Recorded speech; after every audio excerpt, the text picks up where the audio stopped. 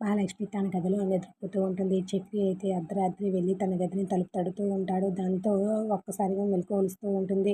ఏంటి మళ్ళీ తాగొచ్చాడా ఏంటి? ఈ టైంలో లేపుతున్నాడు. ఈరోజు నా చేతిలో అయిపోయాడే అనేసి మహాలక్ష్మి అయితే ఆ టైంలో నిద్రలేపుతున్న చక్రిని చూసి అనుకుంటూ ఉంటుంది. అప్పుడే చక్రి అయితే ఏంటి ఈ టైంలో అనేసరికి తను అప్పటి వరకు వెనక పెట్టుకున్న బొకే అయితే ముందుకు పెట్టి హ్యాపీ బర్త్‌డే మహాలక్ష్మి గారు అని అంటారు. ఒక్కసారిగా మహాలక్ష్మి అయితే సర్ప్రైజింగ్‌గా ఫీల్ అవుతూ ఉంటుంది. ఇక అందరూ కూడా వస్తూ ఉంటారు. ఇక చిన్న కేక్ కటింగ్‌తో సెలబ్రేట్ చేస్తూ ఉంటారు. మహాలక్ష్మి బర్త్‌డేనైతే ఇక దాంతో మహాలక్ష్మి అయితే చాలా హ్యాపీగా ఫీల్ అవుతూ ఉంటుంది. ఇక వెంటనే మహాలక్ష్మి అయితే ఇక కేక్ కటింగ్ చేసి పెద్దక్కతో పాటు అందరికీ కూడా తినిపించి చాలా హ్యాపీగా ఫీల్ అవుతూ ఉంటుంది. ఇక అప్పుడే ఇక అక్కడున్న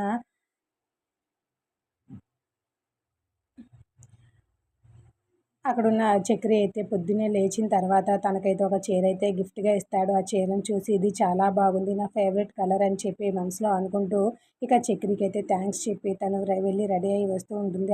అచ్చం ఆ చీరలో చాలా బాగున్న మహాలక్ష్మిని చూసి కన్నార్పకుండా చూస్తూ ఉండిపోతూ ఉంటాడు. అక్కడున్న చక్రి అయితే దాంతో చక్రికి ఇక అందరికి కూడా చెప్పిన తర్వాత మహాలక్ష్మి అయితే అక్కడి నుండి డ్యూటీకైతే వెళ్తూ ఉంటుంది.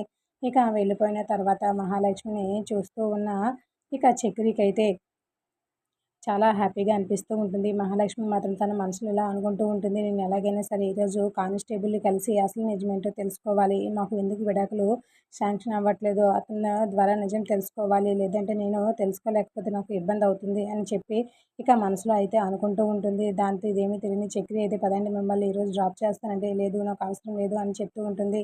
ఇక మా చక్రి అంతకంటే ఎక్కువ ఏ ఒత్తిడి చేయదు. ఇది ఈరోజు ప్రోమో లైక్ ద వీడియో. మరి నిజం తెలుసుకుంటుందా?